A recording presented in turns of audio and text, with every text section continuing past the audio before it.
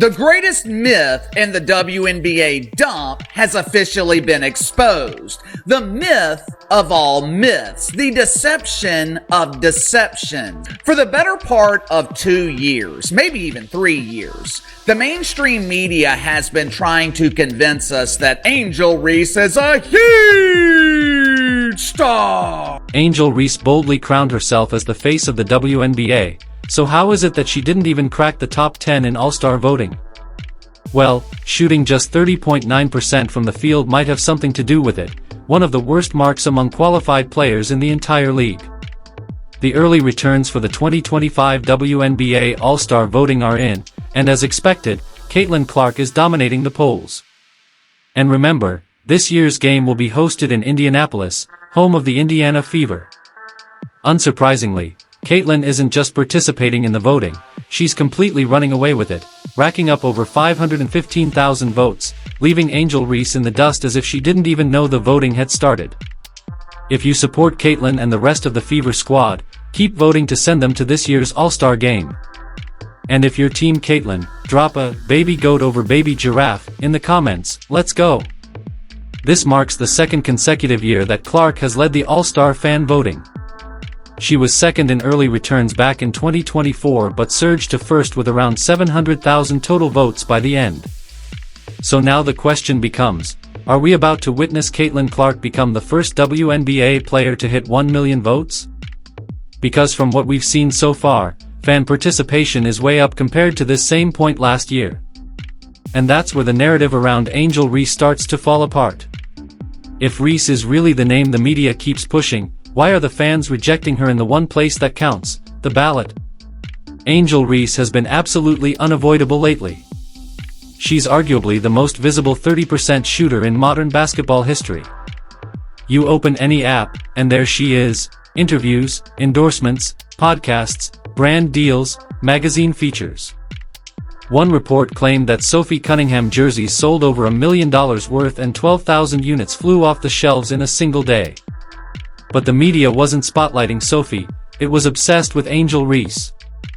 Forbes literally called Angel the growth engine of the WNBA, while sports shows practically knighted her as the league's next savior. Some segments didn't even mention Caitlin Clark, despite the fact that she's out here effortlessly dropping 30-foot bombs and breaking attendance records like it's nothing. Meanwhile, WNBA social media accounts were constantly showcasing Reese's highlights as if she were already a Hall of Famer. She's been front and center in media coverage, presented as the future of the league. Yet when fans were given the chance to vote, Reese disappeared. Why? Because the hype didn't match the production. Some outlets even went full investigative journalism, claiming Reese is the face of the league just because she leads the WNBA in Instagram followers, missed layups, and lack of athleticism. Remember that awkward press conference where Angel boldly declared that people weren't just watching women's basketball because of Caitlin Clark, they were watching because of her? Well, the All-Star voting response has been a brutal reality check. While Angel talked legacy, Caitlin created hers. The voters let the stats speak louder than the sound bites. Clark's numbers are consistent, elite, and constantly improving. Fans want more than charisma, they want production. Reese wasn't even a serious part of the conversation. A supposed top name in the league was getting passed up by rookies.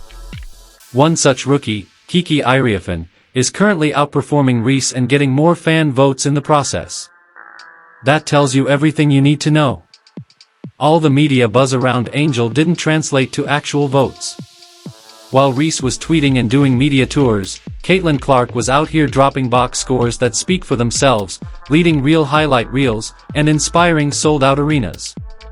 The difference between being popular and having genuine influence has never been clearer. And yet, Forbes had the nerve to claim that Caitlin Clark wasn't the one who brought women's basketball to the mainstream, it was Angel Reese. But that narrative falls apart when actual fans take control of the story. At the end of the day, Caitlin Clark sat at the top of the ballot, not because of media hype, but because of her impact on the court. Meanwhile, Angel Reese came in 13th. And let's be real, Jonquel Jones should be ahead of her. This isn't just about basketball anymore. It's a test of authenticity and credibility. Fans don't want to be told who to like, they want to choose for themselves. And they made that clear. Despite all the attention, endorsements, and airtime, Angel didn't even sniff the top 10. And the numbers? They don't lie. Angel Reese might be scrappy and willing to fight for rebounds, but 30.9% shooting from the field isn't going to convince anyone she belongs among the league's elite. Especially when she plays the post, those should be high-efficiency shots. But missing layups and putting up 4 points against the Fever in a game where Caitlin Clark wasn't even on the court? That's not all-star caliber. That's meme material. Her fans might point to rebounding numbers, but let's be real, many of those boards are what people call rebounds, uncontested or stat-padding rebounds that don't translate to winning. Reese might be self-aware enough to know she's not elite, and yes, she works hard. She hustles. But rebounding and empty swagger don't make you an all-star, production does. And right now, rookies and veterans are dropping double-doubles without a camera crew filming every move. This is fan voting. It's about who the fans believe are the stars of the league. And clearly, most fans don't see Angel as that. Let's also talk about connection. Caitlin Clark has that rare blend of relatability, poise, and performance. She delivers under pressure. She's turned skeptics into believers and arenas into theaters for her personal highlight reel. She didn't ask for the crown, she earned it.